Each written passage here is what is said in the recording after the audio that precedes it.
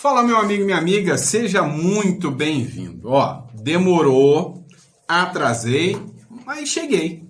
Esse é dia 15, nosso quarto editorial do dia, o último, mas não menos importante. Pessoal, muito obrigado pela confiança, pela credibilidade de vocês, tá? A gente está aqui de volta para trazer sempre conteúdo de relevância. E cá entre nós, hoje o bicho tá pegando no Brasil. Tem Janones suspenso, tem Estados Unidos que diz que vai aplicar sanção contra o Gonê porque pediu a prisão do Bolsonaro. Até a OTAN, presta atenção, até a OTAN entrou na história e disse que vai aplicar taxa. Não é 50% não é tarifa de 50% não, meu amigo, é 100%. Tá mais guloso do que o Haddad para aplicar taxa. Então, hoje o bicho tá pegando, tá?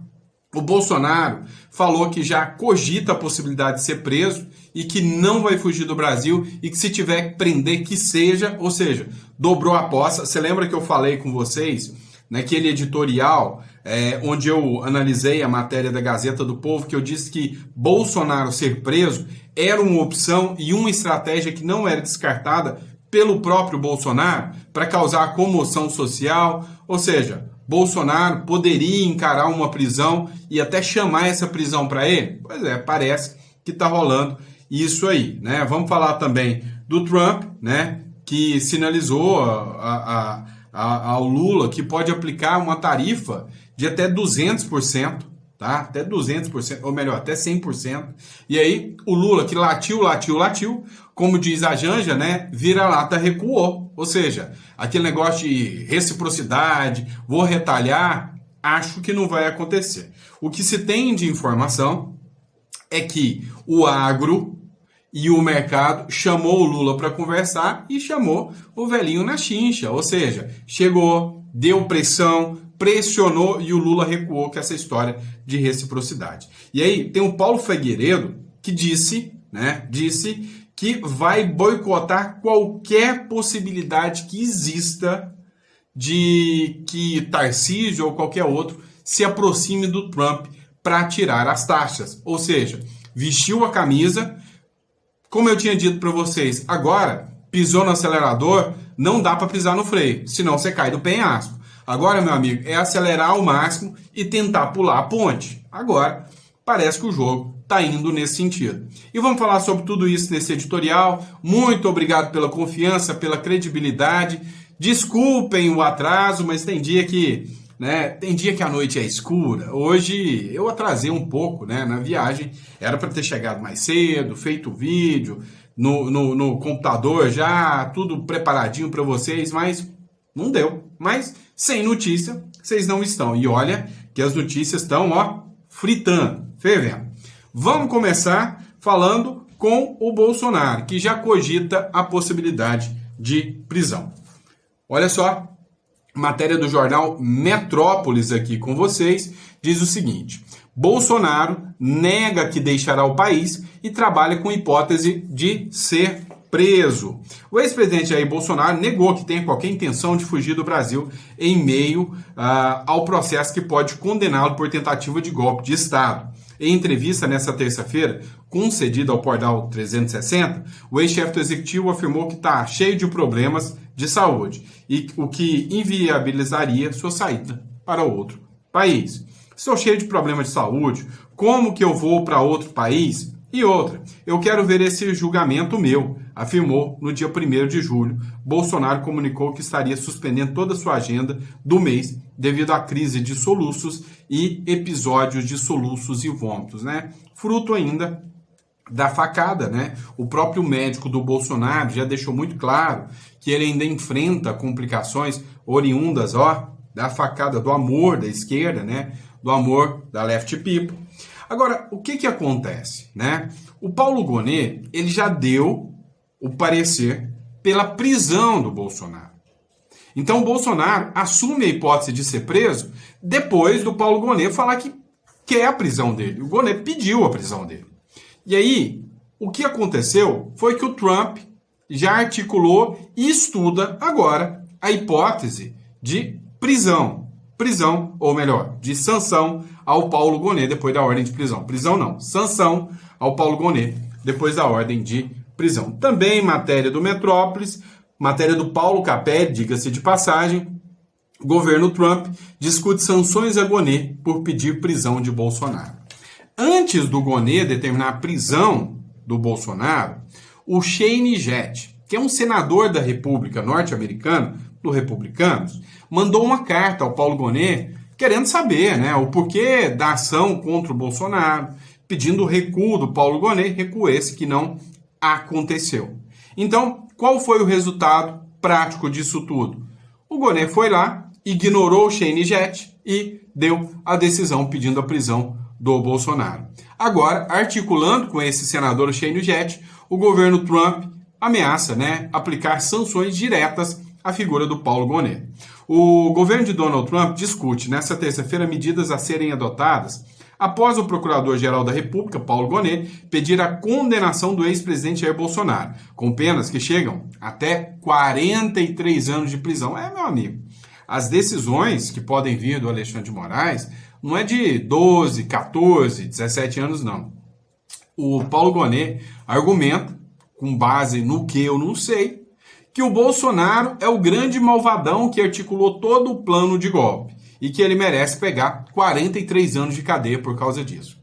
E Bolsonaro, como o Bolsonaro era uma besta mesmo, né? Era muito melhor se o Bolsonaro tivesse feito mensalão, petrolão, roubado o povo, ou então se o Bolsonaro tivesse envolvido aí no escândalo do INSS, ó, ia nem preso, né? Ou se fosse, ficava lá rapidinho e já saía. Agora, foi conversar demais, 43 anos de prisão. Bolsonaro não tem jeito, né? As punições cogitadas contra o magistrado e o procurador são via lei Magnitsky e lei de poderes econômicos de emergência internacional. O deputado federal licenciado Eduardo Bolsonaro participa das conversas em Washington. O Trump acusa o Supremo Tribunal Federal e o governo Lula de promoverem ataques vergonhosos contra Bolsonaro e anunciou a imposição de tarifas a produtos brasileiros. Ministros do STF, ouvidos pela coluna Paulo Capelli, garantem que a corte não mudará a forma de atuar devido à pressão dos Estados Unidos. Em fevereiro, o senador republicano Shane David Jett, aliado de Trump, enviou uma carta a Gonê, pedindo, abre aspas, esclarecimentos sobre as medidas adotadas pelo Ministério Público Federal para combater ilegalidades noticiadas na imprensa brasileira e internacional diante da possibilidade de sanções americanas. Fecha aspas. Gonê pediu a prisão de Bolsonaro e o apontou como líder da organização criminosa que planejava o golpe de Estado após a eleição de Lula em 2022. Pois é, todo mundo dobrou a aposta nessa aqui, meu amigo. O Lula dobrou a aposta falando que vai aplicar sanções. O Trump dobrou a aposta falando que vai aumentar a sanção. O Gonê dobrou a aposta pedindo a prisão. O Trump respondeu dizendo que vai dar sanções ao Paulo Gonê. O Eduardo Bolsonaro dobrou a aposta dizendo que não vai aceitar nenhum Tarcísio e xeretar lá nos Estados Unidos, ele e o Manga que estão preparando para ir lá para os Estados Unidos. E aí o próprio Bolsonaro dobrou a aposta e falou, quer prender? Que prenda. Rapaz, se isso aqui fosse um jogo de truco, ia faltar atento. Era 3, truco, 6, 9, 12. Logo ia chegar em 24, né? Ou seja, tá todo mundo dobrando a aposta. Agora, né, vamos entender o seguinte, está acontecendo um movimento extremamente interessante, tá? Extremamente interessante. Por quê? Porque todo mundo está jogando a culpa no Bolsonaro por aplicar sanções, né, pela aplicação das sanções de 50%. Todo mundo, digo, a mídia, a imprensa comprada, os esquerdistas, porque quem tem o tic-tac funcionando direitinho, tem os neurônios funcionando direitinho, não tá caindo nessa, não. E aí tá todo mundo falando, a culpa é do Bolsonaro. Tá. Culpa do Bolsonaro, porque o Eduardo Bolsonaro é muito amigo do Trump, foi lá e conversou com o Trump foi e pediu sanções ao Brasil por culpa do Eduardo Bolsonaro. Agora me responde essa aqui. E se o líder da OTAN, o presidente da OTAN, disser que vai aplicar sanções ao Brasil também? Aí também é culpa do Eduardo Bolsonaro e do Bolsonaro, ou é culpa do Lula mesmo que se alia com o que há de pior no mundo e é totalmente anti-americano, e antidemocrático, e anti-Ocidente? Porque se esse é o problema, Seus problemas acabaram, como dizia o seu Creyson, lá do Cacete Planeta? Pois é. A OTAN, não é o Trump agora não, gente, é a OTAN inteira, alerta o Brasil sobre possíveis sanções caso continue suas negociações com a Rússia. A acusação da OTAN, presta atenção, é que o Lula está financiando a guerra do Putin contra a Ucrânia comprando petróleo. Então, o Brasil está comprando petróleo caro para que a Rússia use esse dinheiro para guerrear contra a Ucrânia. Ou seja, peraí, aplicaram um monte de sanções contra o Putin. Um monte. E o cara ainda assim tem dinheiro. Investigaram e descobriram como é que esse cara está tendo dinheiro. Porque tem um monte de país que está comprando coisa da Rússia, mesmo depois das sanções. Indo contra a OTAN. E adivinha quem é? Acertou! Brasil! Lula! Né? Olha o que diz. Mark Rutte, secretário-geral da OTAN, alertou nessa terça-feira que países como o Brasil, China e Índia poderiam ser duramente atingidos por sanções secundárias se continuarem negociando com a Rússia. É isso aí. Abre aspas. Se você for presidente da China, o primeiro-ministro da Índia ou o presidente do Brasil e ainda estiver negociando com os russos e comprando o seu petróleo e gás, às vezes, antes de vendê-los por um preço mais alto, saiba que esse cara em Moscou não levar as negociações de paz a sério, eu lhe imporei sanções secundárias de 100%. Não é 50%, não é 60%, não é 70%, nem 80%. 90% também não. 100%. O dobro do que o Trump propôs. Agora cá entre nós, a culpa é do Eduardo Bolsonaro. Também do Lula tá comprando petróleo da Rússia?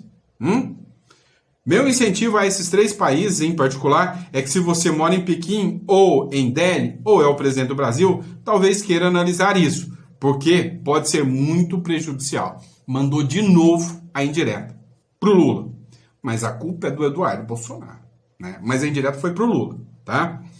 Então, por favor, liguem para Vladimir Putin e digam a ele que ele precisa levar as negociações de paz a sério. Porque, caso contrário, isso vai prejudicar. De novo, quem é o primeiro? Brasil. Também. A Índia e a China. De forma massiva, acrescentou. Não, só a Europa inteira, né? Tá aí, né, na OTAN. Então, vai ser um prejuízo muito grande, não? O Trump já aplicou 50% de tarifa. Agora a OTAN manda mais 50%. Quem sabe a gente pode continuar negociando com o Irã, ou com a Venezuela, ou com Cuba. Ainda vai dar muito bom para o Brasil, não é? E aí, o Thomas fez aqui, né, o seguinte comentário sobre isso aqui. O secretário-geral da OTAN, Mark Rutte, ameaça o Brasil com tarifas de 100% pela compra de petróleo russo. Abre aspas, ele repete aqui. Se você é o presidente do Brasil e ainda negocia com os russos, saiba que, se Putin não levar as negociações de paz a sério, aplicarei sanções secundárias de 100%. Só para começar. Pode ser pior. Pode ser pior. A declaração veio após reunião com congressistas dos Estados Unidos que discutem projeto de lei prevendo tarifas superiores a 500% para países que continuam adquirindo derivados de petróleo da Rússia. Opa! Então quer dizer que pode chegar a 500%. Mas é lógico, a culpa é do Eduardo Bolsonaro e do próprio Bolsonaro, né? É óbvio, não é? É lógico que é, né? Ou seja, a culpa é do PT e ele coloca em quem ele bem entender, não é? É óbvio. Agora, o que chamou atenção foi um vídeo do Paulo Figueiredo. O Paulo Figueiredo fez um vídeo onde ele disse que ele vai sabotar, vai ter sabotagem total ao Tarcísio, ao Manga e a qualquer outro que queira ir lá, né, para tirar as sanções do Donald Trump. O Eduardo Bolsonaro também. Ou seja, assumiram logo agora, é o Eduardo Bolsonaro realmente que vai pressionar pelas sanções do Trump. E aqui sim, é o Eduardo que vai articular e falar, ó, galera que tá vindo aí, nem atende eles. Pois é. Parece que não deu muito bom pro Tarcísio, né? E cá entre nós, quem tem que pressionar o Lula nessa aqui é o empresariado, é o agro, né? Vamos ser sinceros. Escuta isso. Estou dizendo que nós vamos pessoalmente boicotar qualquer tentativa de conversa aqui nos Estados Unidos que não passe por uma anistia ampla, geral e restrita. Todos serão, e com a diferença de que um é filho do presidente e o outro é uma pessoa que já goza de uma enorme credibilidade aqui dentro. Nós vamos boicotar um por um. Aliás, deixa eu fazer uma confissão aqui para vocês. Não deveria, mas eu vou fazer. Eu não estou aqui. O que eu quero dizer com vocês? Esse programa que você está assistindo agora, normalmente ele é ao vivo, né? Mas hoje, apesar de parecer que ele é ao vivo, ele foi gravado. Porque nesta terça de madrugada, o deputado Eduardo Bolsonaro e eu saímos. E no momento em que você está nos assistindo, ele e eu, assumindo que a nossa agenda ocorre de acordo com o planejado, nós estamos, nesse momento, dentro do Departamento de Estado, em reunião. Em reunião com alto escalão.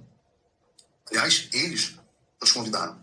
Não com encarregados de negócios, não é com a recepcionista, alto escalão. Hoje e amanhã nós temos reuniões também dentro da Casa Branca. Então eu quero dizer a vocês que se o empresariado está achando que essas caravanas vão ter algum efeito, lamento, trago mais notícias. Os deputados vão vir aqui para comprar iPhone, vão viajar com o dinheiro dos impostos do outro empresário. Vão ali no Smithsonian, visitar a biblioteca no Congresso, almoçar ali no Old Ebbitt House, mas não vão resolver os seus problemas, porque eles não têm nenhum acesso e o pouco acesso que terão serão devidamente boicotados.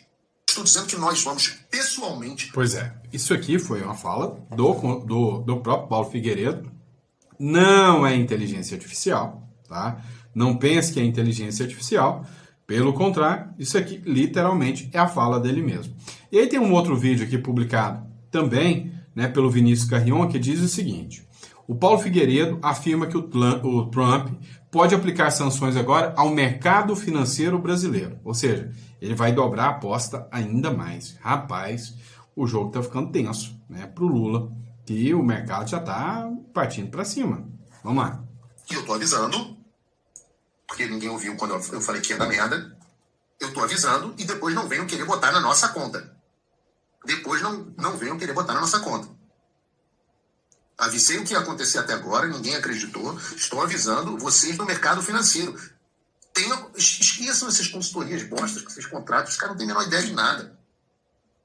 Um zilhão de avisos e foi um monte de gente pego de surpresa. Não vai de nada. Prestem atenção, tenham medo. Tenham medo, o medo é necessário. Há possibilidade, sim, de sanções ao mercado financeiro brasileiro, como há em outros países. Basta olhar o que os Estados Unidos fizeram aos outros países. As sanções ao país e ao sistema financeiro são parte do arsenal, e o Trump não tem nenhum medo de usá-la. Se alguém acha que o Trump não vai fazer isso, acorda para a vida. E eu estou avisando. Você está vendo o quanto o jogo está ficando pesado. Meu amigo, você tem ativos no Brasil, você tem grana aqui guardada no Brasil, acende aí o seu sinal vermelho, meu amigo. Não é à toa que o pessoal está tudo correndo para o Uruguai, tirando o seu dinheiro aqui do Brasil, porque, assim, apertem os cintos, o piloto sumiu. O nosso país é um trem desgovernado com um piloto que, assim, sinceramente, né, mira o poste e vai para cima. E ainda depois vai pôr a culpa no poste, né? Olha só, pelo menos uma notícia relevante, né? Recuou, como diz a Janja, os vira-latas, né? Recuaram, deram para trás, e aí aquele blá blá blá de que vai ter sanções, de que nós vamos retaliar de volta, que o mico vai enfrentar o gorila, ficou para trás. Pois é. Brasil descarta a retaliação à tarifa dos Estados Unidos e aposta agora em via diplomática. Vai ter que pôr rabinho entre as pernas, vai ter que mandar, né, os diplomatas irem conversar com o Trump. E aí seria lindo, lindo, lindo, maravilhoso. O Trump falar, não, eu estou disposto a negociar sim. Desde que Lula e Alexandre de Moraes venham aqui na Casa Branca para negociar. Eu estou tão mal hoje. Já pensou se isso acontece? O governo do presidente Lula indicou a empresários, durante reunião nesta terça-feira, em Brasília, que não pretende aplicar a lei de reciprocidade em resposta ao tarifaço dos Estados Unidos. mesmo que as negociações bilaterais não avancem até o início de agosto, quando entra em vigor a nova alíquota de 50%. Segundo José Veloso, o presidente da Associação Brasileira da Indústria de Máquinas e Equipamentos, a ABIMAC, a sinalização foi clara. Abre aspas. Em momento algum, os ministros falaram sobre o uso da lei de reciprocidade. Nem mesmo aventaram essa possibilidade. Mentira. Ai, gripe, né? Nem mesmo inventaram, né? Aventaram essa possibilidade, né? O que consideramos positivo.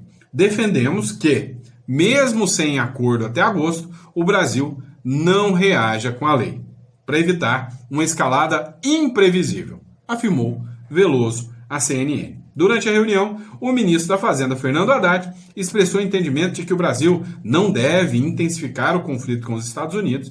O ministro da Casa Civil, Rui Costa, reforçou que o governo prioriza a negociação diplomática e o diálogo. Olha só quanta evolução, que coisa maravilhosa, né? Que coisa maravilhosa. Agora, a Globo News fez uma publicação e diz o seguinte: a Confederação do Agro diz que a economia brasileira está à margem de uma agenda política sequestrada. Saiu dando tiro para tudo quanto é lado e o agro não está feliz com o Lula, ainda mais que esse papinho de reciprocidade. Escuta isso aqui. A Confederação Nacional da Agricultura e Pecuária deu uma carta que é daquelas que não sobrou para todo mundo, né? Quase um desabafo. Então, é claro, um setor muito afetado, a gente está vendo a situação da carne, mas a carta, ela, fala que enquanto o Brasil está tentando recuperar a sua economia, o que a pauta da política nacional está girando em torno de questões estéreis, uma pauta paralisante, marcada por radicalismos ideológicos e antinacionais. E fala que a carta de Donald Trump demonstra isso, deixou ainda mais evidente que num gesto simbólico ela reverberou muito mais um ruído na imagem do Brasil no exterior. Então fala do Congresso Nacional, que o Congresso, pressionado por suas bases políticas, perde tempo em disputas e manobras, fala que o judiciário também tem sido envolvido num protagonismo institucional que pode ser necessário, mas alimenta uma instabilidade constante, e culpa o governo atual também, que, segundo a CNA, ao invés de assumir a liderança de uma agenda pragmática, está reforçando antagonismos e muitas vezes tratando adversários como inimigos. O que eu vi ali falando, especialmente da direita, e talvez um recado à família Bolsonaro, é quando diz que há uma preocupação em crises políticas pessoais internas. Mas, de qualquer maneira, também concordo que poupa um pouco mais a direita do que poupa o atual governo. E sobrou, claro, para o Supremo. Então, achei uma carta muito forte, mas, ao mesmo tempo, é uma carta que é um desabafo, né? Falando de o quanto a imagem do Brasil e essa consequência desse tarifaço vem de uma polarização que o Brasil ainda é refém. Essa carta é uma pancadaria da CNA, Confederação da Agricultura e Pecuária do Brasil.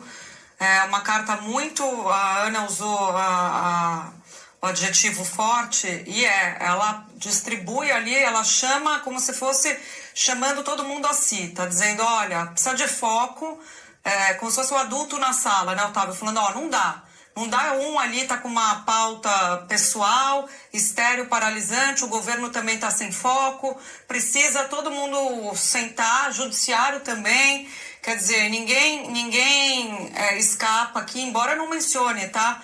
Lembrando que o setor, o agro tem uma interlocução muito forte com Bolsonaro, aliados de Bolsonaro e tal, não cita Bolsonaro, mas fala de uma pauta estéril, paralisante, marcada por radicalismos ideológicos e antinacionais. Antinacionais por quê?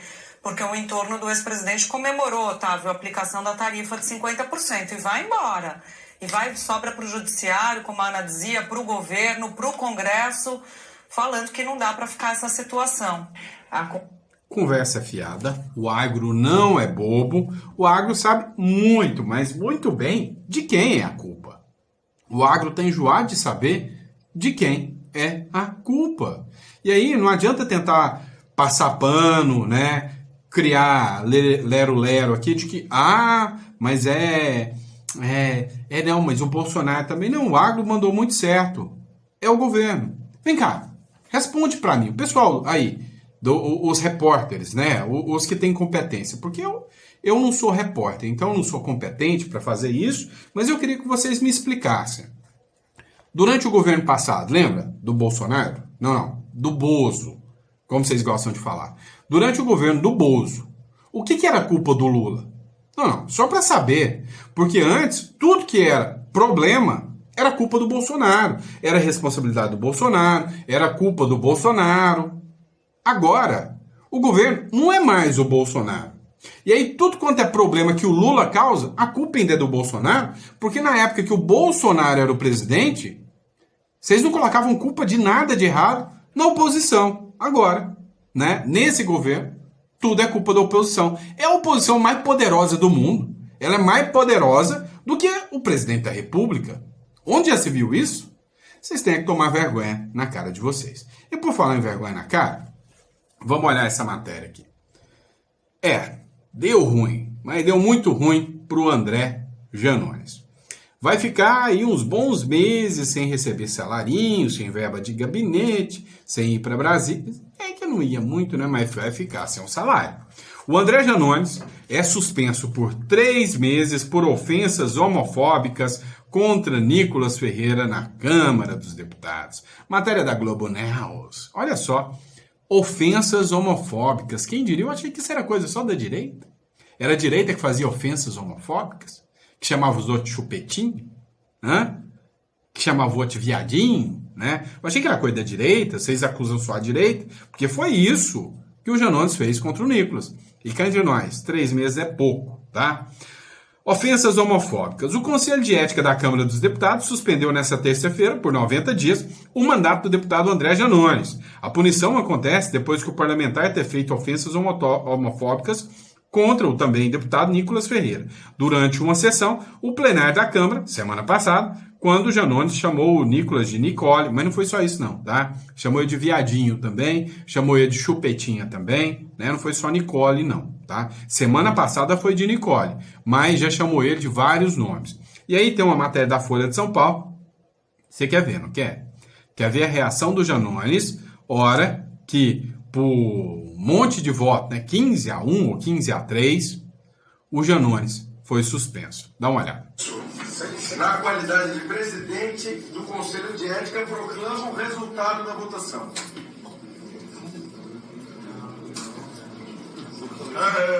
Sim, 16 votos favoráveis ao parecer do relator, 3 votos contrários ao parecer do relator. Nós iremos considerar 15 votos favoráveis e eu explico por quê. Porque o deputado Marcelo Freitas é suplente do União Brasil, é titular do União Brasil na vaga do União Brasil, e o deputado Fausto Júnior suplente, mas conta o voto do deputado Fausto por ser o relator. E eu ocupo uma vaga como presidente, ocupo a vaga da União e o Marcelo como titular. Então o voto do deputado Marcelo Freitas nós não iremos considerar. Não considere como uma censura. Beleza, presidente. Aceito, presidente. Declaro aprovado o parecer do relator, deputado Fausto Júnior, por meio do qual acata parcialmente a proposta da mesa diretora de suspender cautelarmente o mandato do deputado André Janones por 3 meses, constante na representação número 3 de 2025. Conforme o artigo 15, inciso 30, parágrafos 4 e 5 do regimento interno desta Casa, encaminho a decisão do Conselho de Ética à mesa diretora, cabendo recurso ao plenário da Câmara dos Deputados. Comunico ao deputado André Janones a decisão do Conselho de Ética. Na qualidade de presidente... Ué, ele ficou mansinho. Por que ele não saiu xingando o Nicolas? Devia ter xingado, hein? Então, a grande verdade é pelo que a gente já presenciou, né?